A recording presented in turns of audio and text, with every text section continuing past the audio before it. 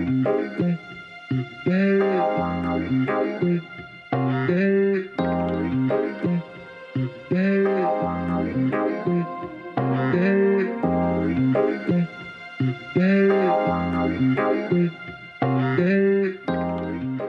and welcome, ladies and gentlemen, back to another episode of The Young Guy International Season 3. As you've been seeing, we've been having great conversations with different guests from different walks of life, from an entrepreneurship and cultural lens, as at the end of the day, our vision is to create a socially connected world by diving into the captivating stories and experiences from different people that essentially shape our world. We are still here creating great content for you, those who are listening and those who are watching. I want to thank you again for supporting us, for continuing to give us your feedback on the kind of conversations you want us to have, the kind of discussions and thought-provoking, insightful conversations that you want us to have. Today with me, I am happy to bring to you another entrepreneur within the Kitchener-Waterloo ecosystem, an entrepreneur that I've just recently learned started at the age of 16 and now has finally found her purpose starting in a campus well-being. We're going to listen to her story. We're going to tap into her experiences as young people and as you, the audience, as you continue to draw a bit of advice, wisdom from the different guests that we have. Her name's Chioma Efejedia. I'm happy to welcome her. She is the founder of Inner Compass Wellbeing. She is a mother. She's going to talk to us about her journey starting Inner Compass Wellbeing, but also as a prelude to that, what really happened, what really inspired her to get into this work. But before that, I want to welcome her onto the Young Guy International, and thank you for being on the podcast today. Thank you for having me. I'm really excited to be here and share some of my gems. We're very happy to have you here. Throughout the past seasons that I've been doing this, every time I have a conversation or before I start, I really like to get into the culture and the heritage of the entrepreneur that I'm sitting across from. And yourself, being half Jamaican, half Nigerian, I wanted you to teach us a word or two that you think we can open this conversation with as we guide the entire journey of our time together. There's something you want to teach us in the audience? Yeah, so, there's two things that I've learned from, being Nigerian, being Jamaican. And from my Nigerian side, my dad gave me this. I remember when we were in Lagos and I was like in my earliest 20s and he'd be like, shine your eyes. And basically he was saying like, open your eyes and see your surroundings and recognize what are the opportunities that are here.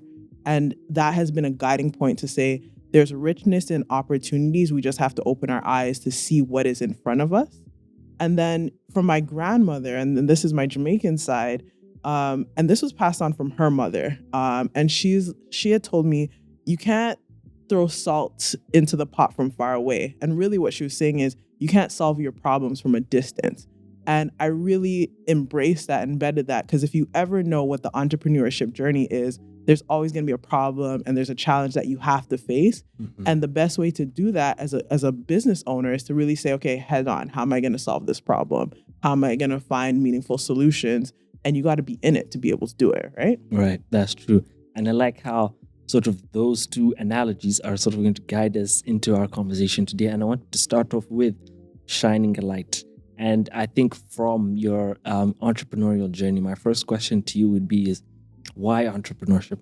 What got you into it? And why is it something you feel is necessary for you to continue? I'm Igbo.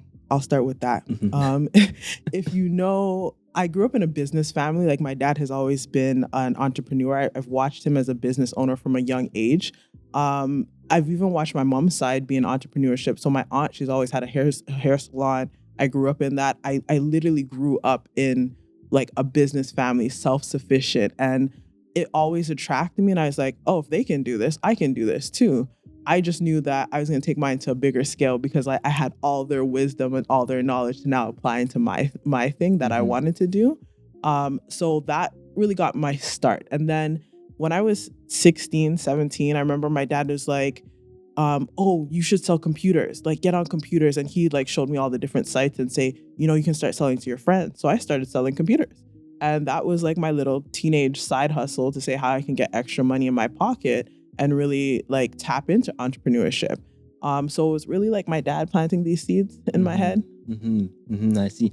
And how important, before we get into talking about your business now, because I think there's a lot of untapped ideas that we can get from that. And how did your family play a role in sort of guiding you through that journey of being an entrepreneur, starting out? I know there was that push, but how did they sort of help you say, this is how you do it, this is how you don't do it? It's interesting because I don't think they really told me how and how not to do it. I think it was more just watch and observe. Going back to my dad's analogy of shine your eyes, so like you need to pay attention. One of the things is my dad actually owned a wrecking yard here in Canada. And I think he was one of the first Black men to own a wrecking yard. And that was really cool. So I would see him like go to, like he was doing import and export. So he'd go to like Japan and he would get like all the car parts and ship them down here. And he had a shop in like Brampton set up. And I seen how his business just evolved and transitioned over time. And I seen like the hustle and the grind and like, what it built into and what he was able to establish. And I was like, oh man, this is cool. This is great. But then I also seen, the pitfalls of business. So I've seen what it looked like when things weren't going right and like things kind of came crashing down. And I was like, okay, this is what I need to like safeguard myself from. So I learned from there's like my dad's successes, but I also learned from his failures. And that was kind of my guidance to say, how can I do this right? And what does this look like? So, fast forward when I got into like my 20s and I was starting to do business, I was like, no, like I need to find mentorship. I need to find like funding. I need to learn what Canadian system is. And I also think it's important to say my dad came as an immigrant. So he wouldn't have had the full extent of saying, okay, what does that look like to tap into the Canadian ecosystem to build a business and make sure that it's successful and sustainable. He had community, but also not really understanding like Canadian system in its entirety to say, how do I capitalize on whether that be government contracts like procurements, whether that be, other avenues that sometimes you just don't know what you don't know. That's true. And you talked about something important, which is what I was going to ask is mentorship. How important has mentorship been to you? And why would you suggest lots of young people who are starting out to seek mentorship as a guide to getting where you want to go? Mentorship is so phenomenally key. Like, I can't stress this. I remember, when I finished university, I was struggling to get a job and I decided to start a nonprofit. And it was definitely for BIPOC community. It was for, girls with self-identity. And I remember literally picking up the phone and calling, like I was still in Brampton, calling all these different agencies to say, this is what I'm thinking, this is what I want to do. And there was one, and that was African Canadian Services Appeal that answered the phone. And I remember speaking with Lloyd. He was from Kenya. And I remember him saying, you're going to do great things. Let's figure out how to get you the mentors and the support. And that put me on a trajectory that I didn't even know that I was going to go into. So he put me in rooms and places to say, this is what funding looks like. This is how you write grants. I got connected with Julian Hasford, which was a professor at, I think, University of Toronto at the time. And again, this was in my earlier 20s, but they had let me know what the nonprofit realm looked like. They showed me what the game was, and they literally resourced me with the veterans that knew the information that I didn't know. And that was phenomenal. It was such a good experience. And I learned so much of it. And, it gave me the ability to say, okay, fast forward, here I am today. I can apply all those skills to what I'm doing today. There's power in that. And I do agree with you. It is a phenomenal thing, mentorship. I've seen it as well in my personal life, how having this assortment of different mentors that have walked different parts, different lives, can, impart their knowledge into you so that you can learn from that. And so now shifting into Inner Compass Wellbeing, you have got your experiences, you have learned, you've had your mentorship. How have those personal experiences helped you start Inner Compass Wellbeing? And for those watching, maybe you can tell us a little bit about Inner Compass Wellbeing in its entirety. Okay, so Inner Compass Wellbeing, it actually started off to be a counseling practice. So by background, like I'm a social worker, psychotherapist, and I really wanted to do counseling for like my community. I wanted to be able to like make mental health more accessible. I wanted to break barriers around that. And I seen in, again, previous roles that I've worked at, the importance of having representation in roles. And my goal originally was to have like a small private practice where, I took on clients. And Inner Compass has also evolved to now have a tech solution. So now we have an app that provides guided mindfulness and meditation that is culturally relevant to BIPOC community members. And that has been the expansion of what Encompass is. So not only do we offer counseling and workshops, we also now have an app feature, which puts me in a tech space, which I didn't even know I was going to get into when I started. But I just think, again, all those experiences helped me to realize what are the opportunities when I need to like shine my eyes and recognize, hey, there's something here. How do I apply this to my business model and what Encompass needs to do in terms of like carrying out its mission and its purpose? So that's how I've been able to really say, instead of just having a private practice, which is really like a micro solution, I can have something that goes to a global scale. And it made me realize that even as a therapist, I'm one person. I cannot help my entire community in the capacity that I want to. But now if I add a tech solution, I can reach more people and I can build a bigger community and an ecosystem around mental health, around accessibility, around breaking stigma, and say, this is a solution that is going to work for, my community. Yeah, that's how. And this is an interesting question, but how do you measure impact, as a psychotherapist? Is it the number of clients that you speak to? Is it the lives changed post conversation with them? How do you, as an entrepreneur, because I know, yes, maybe it's the, amount of money that you make out of it, the revenue, but from a person to person connection, how do you measure the impact of sort of your solution beyond the app for now? So I think that's more on an individual level. I think if I can give somebody one gem that they can take away and apply to their life and they can see a change, or they're moving closer to their goal or something that they're overcoming, I know I've done my job. I know I've made like an impact or a change in a way that somebody hasn't done. So I always say, one of the things that therapists might be good at is pattern recognition. So if it's like there's a pattern that's maladaptive or not serving you, one of my impact is to say, can you recognize that? And can you make changes that are getting you to where you actually want to go? And I think that's a lot of times the impact that I see with my clients that I work on individually. But there's also a conversation that I constantly hear, especially within my African community, of, we just suck it up, or we just be resilient, or we just move forward. And when I am in spaces or I'm able to change that tone or that conversation to say, well, we don't have to. We have a lot of strength. We have a way of knowing that we can tap into.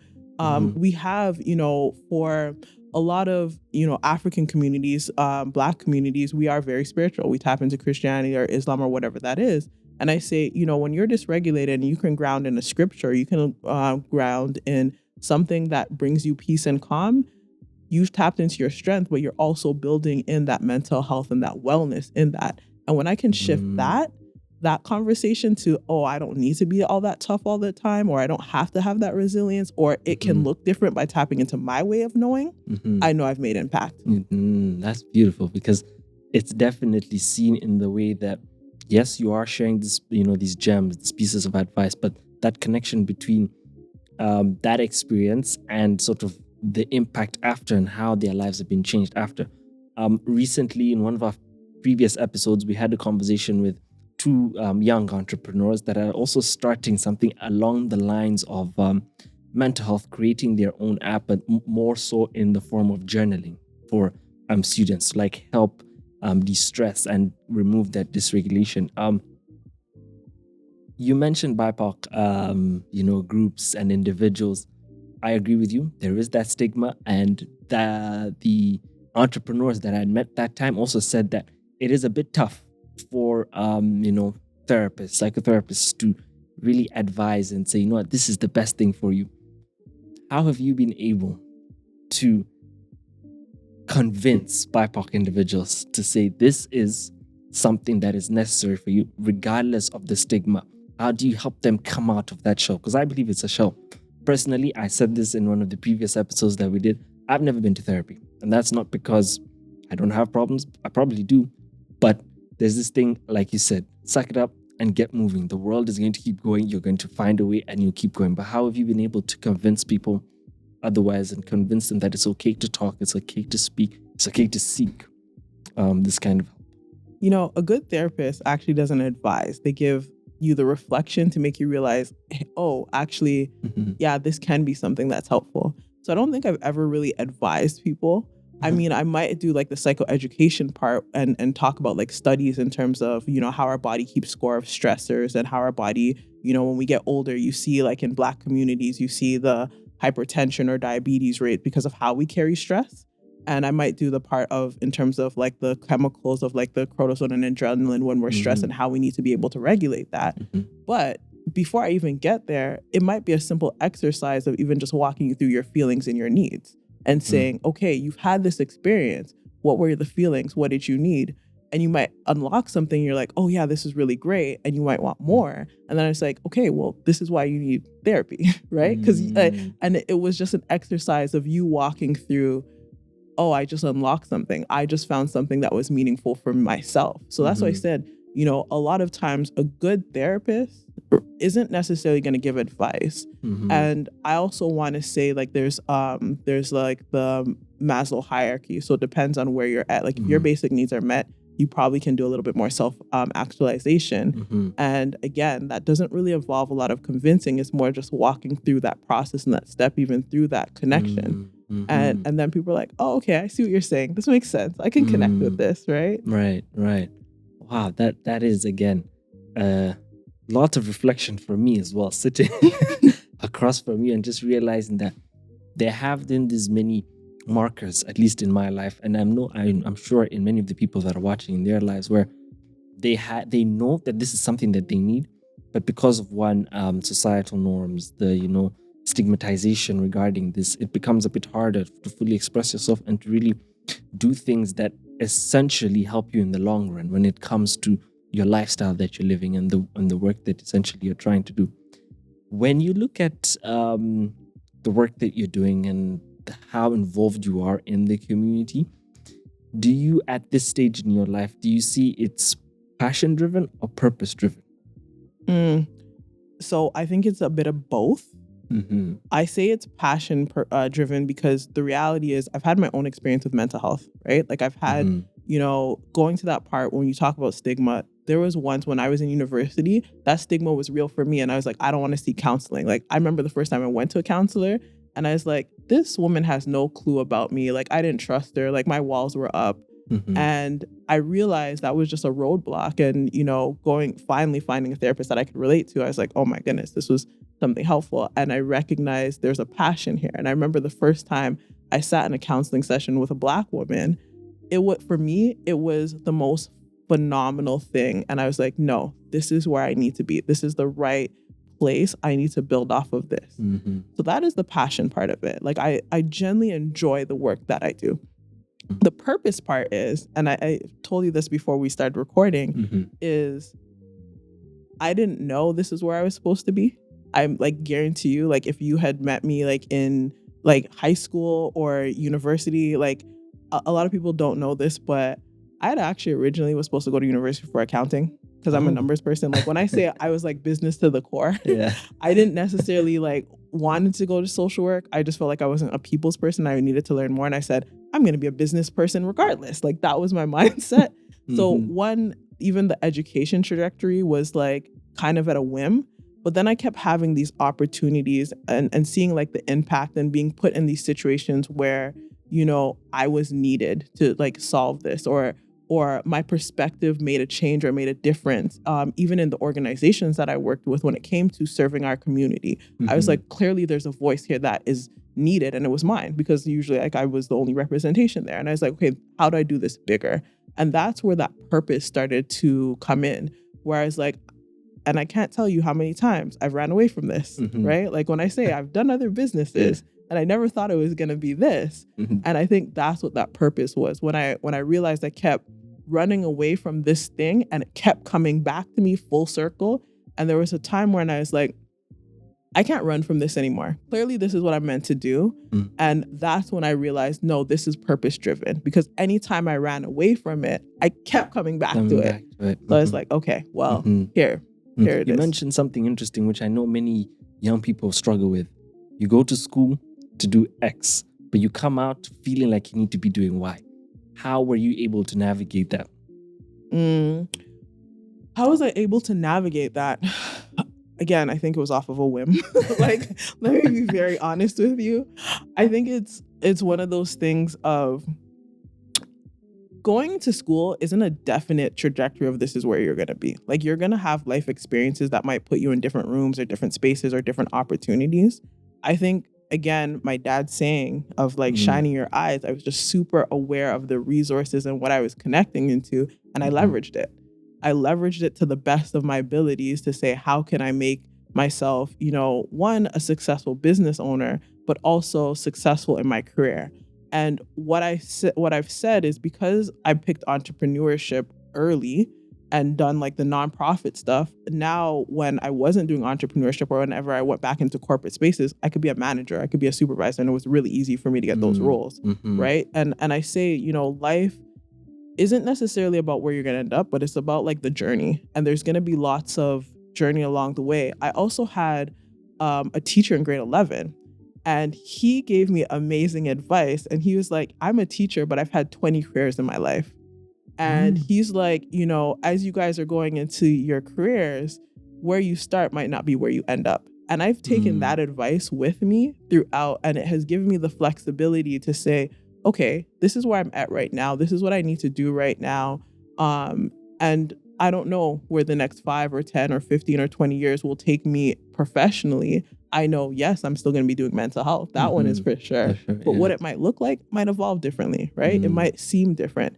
If you asked me 5 years ago if I would be doing tech and mental, no, I didn't know a thing about that. So I think it also goes back to, students who are trying to, who might start somewhere and end up somewhere else. I think that's okay, right? It's just like, pay attention and figure out what are the things that you can leverage in between or while you're exploring something, right? Like, I think I was in my second year of university, I wanted to drop out of school so badly. I wanted, let me be very honest with you. I wanted to drop out. I was why'd you stay? My mother was like, go get that. Like, listen.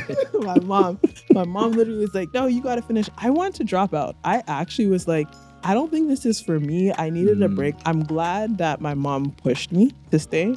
But I think there was also that part of I was confused. I really didn't know what my path was. I think I was also torn in, I really did want to do business as well. And I didn't know what that looked like. And I was in social work. So I was like, is this really a right fit? Is this where I'm supposed to really be? I questioned all of these different things. But it turns out, fast forward, that's really where I was supposed to be. I've been able to leverage all of that experience and say, okay, now I'm building out something that is bigger than what I ever thought it could be. So, yeah. I'm learning a lot.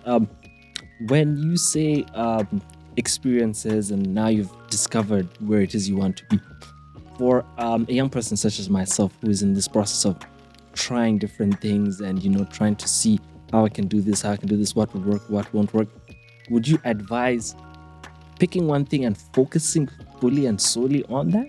Or dabble and dabbling into different things, trying to see what works, learning from those experiences, and then eventually finding yourself in that? Or do you force life with this one thing and make sure it works out regardless? I think making sure something works out regardless puts you in a trap, because then you're not open to be able to pivot and be flexible when you need to. So I think there's an importance in focusing on one thing at a time, because when you focus on too many things, it's almost like throwing mud at the wall and figuring out what's going to stick. So I do say focus on that one thing, find a way to master it if you can, or get to a better know-how of what it is that you're doing. But if you're along the line saying this is not working, it's okay to pivot. It's okay to be flexible and say, okay, what needs to change here? Or what is the other opportunity that I might be missing? And I think that's a part of it, again, going back to that shining your eyes, seeing what is the resource or what is it that I'm missing that isn't taking me to where I need to go, or isn't giving me that thing that I really want to produce, right? And, I always say the amount of effort you put into something, you will see something, right? You will see an impact, you will see a difference, you will see a move or a change. Right? And I think the other thing is when you're putting all your time or focusing on a one thing and you're not seeing any of that, that's a time to reevaluate. That's a time to say, okay, nothing is changing. And I've been working at this maybe year, 2, 3, 4, 5 years out and nothing has changed. Okay, can I pivot this? But the thing is, because you focus on that one thing, you have the ability to leverage it now. So the key of it is how can you leverage that one thing and like use it to trajectorize into a next thing. I also think, again, this is for a culture point, is I think as Black people, we do like to do a lot of things at once. So I'll preface that because I'm also guilty of that. And I think that's also okay, but have that main priority with what you're leaning into. I don't think I could have got into the tech space when I was doing like a master's and like learning all the things, or doing like certain certificate trainings when I was doing all the things. But now that I have that one thing under my belt, I can leverage that and say, okay, now I can go into like tech and try that out. Now I can like see if like the workshops that I'm building are working out and test that, right? I can leverage my community, because along the line I was building community to say, okay, what partnerships make sense to like move this vision or move like the direction. And I think, and again, this is the mental health part piece too, is what is your why, right? And at the end of the day, if that one thing is really connected to your why and it's purpose driven, then yeah, maybe you're going to stick with it a little bit longer. But if it's not, if it's, I'm just trying to find myself, then you need to be flexible. I have two questions, but I want to ask the first one. How do you pivot? Because you've said pivot is good, but how do you do it? Pivot requires self-reflection. That is the first thing that is required when it comes to pivot. If you cannot self-reflect and do like an analyst to say, is this really meeting my why? Going back to that feeling and needs chart that I love to do. So this is an exercise that I do with my clients. I'm going to do it right now. Is when you feel like there's a change not happening or there's a situation, how are you feeling about it? Right? You're either feeling good or not great, or there's some type of core feeling here. Then you can identify, okay, what is the need here? Or what is the want? And if the need is not being met, so like maybe your metrics for that is like success and you're not seeing that success, or maybe it's the impact and you're not seeing that impact, then it's like, okay, there's a need here that's not being met for you, right? And sometimes it's a little bit deeper. I'm giving a surface level, but then it's like, okay, I might need to pivot this, right? Maybe my why is not really here, or maybe that urge or what brought me here in the first place isn't here. Then what is that need? How do I make that request to say I'm making that change? And again, it says, am I reflecting on where I actually want to go? Is this meeting my goals? Right? So that's kind of what that pivot looks like. I see. And how, I know this is a pretty broad question. You might not know an answer, but I just want to learn from your experiences. How do you find your why? What does it take to find your why? No, it's a tough question, because I know many people struggle with finding their why.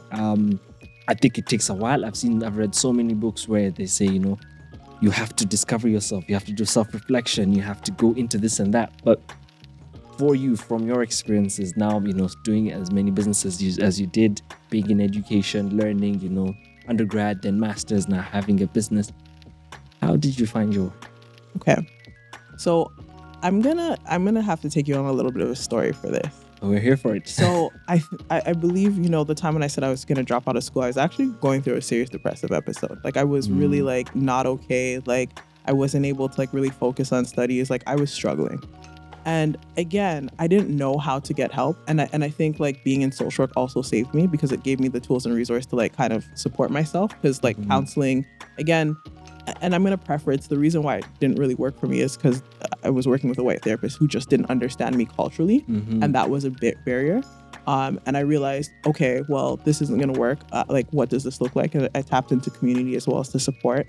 I'm not going to lie. It wasn't a degree and just a master's. It was a degree, 2 college diplomas, and a master's. Because again, I was exploring. So like I had done photography for a bit because I wanted to express myself artistically, and that was important to me. I went back to like do social service work because I was like, okay, like let me just learn more about like the social work piece and see how I can leverage that. And I seen there was an opportunity there. And then also along the way, I've had 2 cousins die by suicide. And that thing was really painful for me. And I was like, and I seen how my family supported, and the support wasn't there. And it wasn't, not to say that it wasn't there, but it wasn't there in a way that was helpful, right? Like we just didn't have the resources, the language, or the knowledge, or the know-how. And I was like, okay, if this happened, that was painful.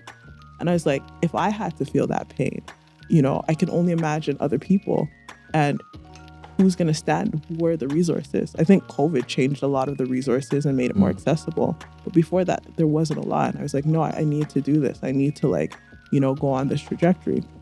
And then again, I talked about that first counseling session that I had with a Black woman. And she's like, you finally see me.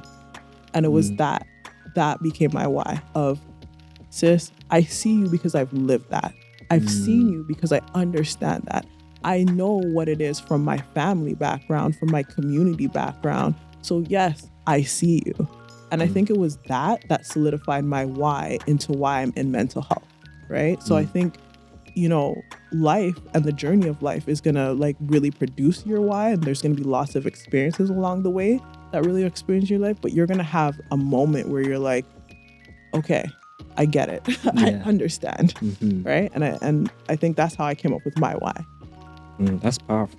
I know, because I'm sure so many experiences, so many lessons, so many different things that we live through really do influence our why. I know many entrepreneurs, successful entrepreneurs, really tap into, and I know it's said many times by different organizations and different individuals, tap into what it is you're feeling inside, because that will help you do the entrepreneurial venture that you want to do in a meaningful way. I had a conversation once with one of my mentors, and this is now going back to the mental health discussion that we were having. And she told me, fall in love with the problem, not the solution. Is that something that you believe in when you're doing the work that you do? Falling in love with the problem and sort of not the solution that you're offering?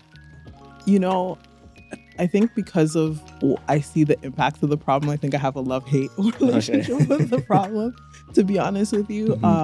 But the reality is the solution actually doesn't belong to me. It belongs to the individuals that I'm serving or that I'm working with. So yes, I do think there's validity in falling in love with the problem, because the reality is once you do that, you shift to say, the solution now is, again, in mental health, it belongs to the community. It belongs to a collective. It belongs to every one of us. We all have a part to play in. I can recognize the problem and say, okay, let's address it. Let's do the parts that is important. But the goal is to say, how do I also inspire people along the lines to also support in solving whatever the problem is? I see. And how have you been able to sort of change the way you look at sort of addressing different problems to have your own method? Or is it a flexible approach that you have depending on the clients that you have? Because I know you said that there are different exercises you do. So are those things that you think prior to obviously having these conversations, or is it on a case-by-case basis? Definitely on a case-by-case basis, but I can say fundamentally, I definitely believe in culturally responsive approaches. And I believe in that because it basically says, I'm going to know your strength and understand your background and the things that influence you and the culture that you bring into this session, and we're going to leverage that as a strength. And I think fundamentally, that is something that you can do across the board. It doesn't have to just be with a BIPOC community. It can be with any community. But that level is fundamentally my approach, because it also just takes you from, just you as an individual, but all the things that also shape you as an individual, and gives me the ability to say, yeah, I see you. I hear you, and that's important. I see. Earlier in the conversation, you mentioned how, getting an app is something that, or going into tech for mental health is not something that you initially thought you'd be going into. When you sit here now on this day, what do you see the future is for not only yourself, but for Inner Compass Wellbeing? For Inner Compass Wellbeing, I really hope that we have a lot of adoption into our app. I hope that it grows not only within Ontario, but Canada-wide, and hopefully within other countries as well, because I do think it's a really great solution. I think what I'm seeing as I'm building out the app, there's other problems that I'm finding in terms of how people approach mental health, even when it comes to financial accessibility, and saying, can we add a feature that helps people who have health benefits utilize their paramedic services and have a better understanding of that? Again, when you start tapping to the healthcare in itself, you start to say, oh my goodness, there's lots here, right? So I'm starting to say, how can this support and being a tool in solving some of the problem, right? And I really want Inner Compass, like in terms of our app, to really grow. I want it to reach a large audience. And that is something that I want to see, and I'm going to make happen, right? And I trust that.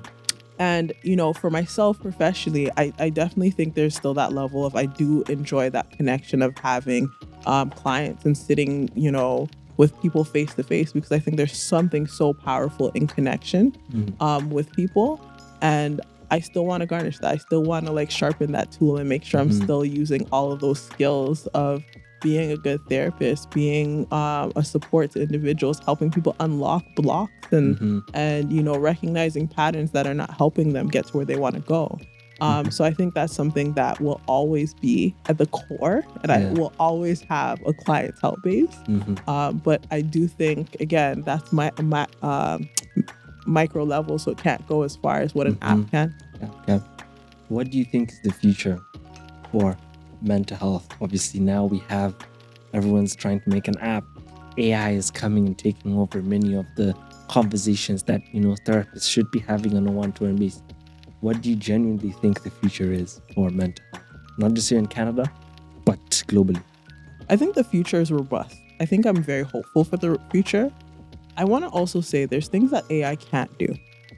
Like for instance, like when you're in a room with a therapist, I can recognize your body language and what you're saying without you saying it. So I'm reading between the lines. And I don't think an AI is ever going to be able to read between the lines to say, I'm noticing that you're holding your breath, right? I'm noticing that, your eyebrows are a little bit tense. What's happening here for you? Let's bring our attention to that. And again, an AI is not going to do that. An AI is going to give you a reflective prompt. And I also think there's lots of different modalities within, psychotherapy, like CBT. That's a great one for an AI because it's very systematic. But there are things that are not systematic. And I also know for BIPOC community, if AI becomes the solution, there's going to be more stigma and barrier because there's a trust issue, right? So I don't think AI is necessarily the solution.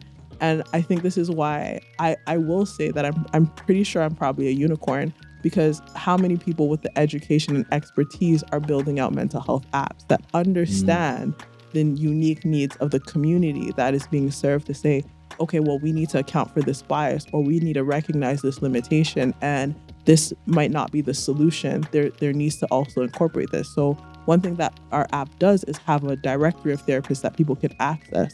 And that's important because, now you're not just relying on technology, you're also having this human-to-human connection. Right. Yeah. Do we have a date for the app? So I'm actually actively trying to get it on the App Store right now. Okay. So it's going to be out. We are having a launch party April 12th. So by April 12th, the app should be on the App Store. The reason why I'm also holding off, because I don't know if this will air by then, but in our event, we actually want the community to support in naming it. So our app doesn't actually have a name, because we're going to actually put it back on the community to say, no, this is for us. You collectively help in naming what this app should be. Oh. And yes, the episode will be out by that time. So hopefully we can also get a couple people coming out to the event and just marketing it as much as we can. So, and I think that's a very unique thing. I've never heard of the people you're serving being involved in choosing the product that they're using. It's usually the visionaries come up with the idea and solution, say, this is how we want, this is the name, and then it's coming out. That's a very unique perspective that you hopefully drawing, and I hope it does work out to the best. As we wrap up our conversation today, I did want to ask you, what's one piece of advice that you've got that has really helped shape all the work that you've been involved in to the point that you're at now? Never stop learning. Literally never stop learning. I think as an entrepreneur, that needs to be the biggest skill that we have, is to continuously to learn, because that gives us the ability to, one, recognize resources, one, be able to pivot, one, to be able to do some self-reflection. It gives us the basis, the foundation of all the other things that I've talked about. Never be afraid to learn. Wow. And is there one piece of advice or something you want to leave to our audience before we wrap up our conversation today about maybe your journey? Obviously, there's lots of gems that we have drawn from this, but if there's one thing that you feel we have left out that you would like the audience to know about. Don't be afraid of counseling. Don't feel afraid to sit in front of a therapist and unpack what you need to unpack.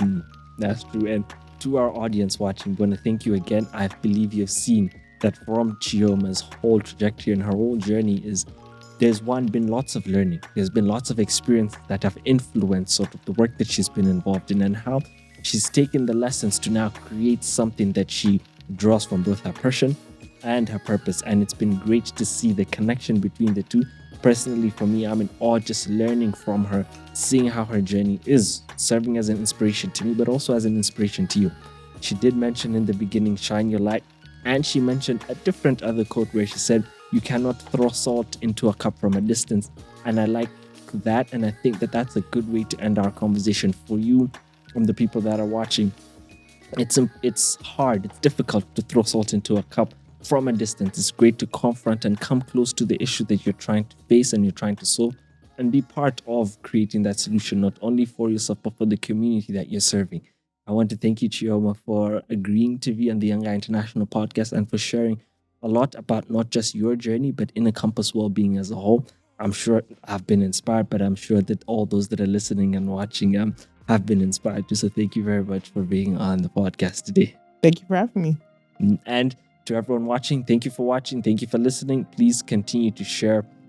Give us as much feedback as you can. Continue to subscribe on our different platforms. We will see you again in a couple of weeks when we air our next episode. Thank you.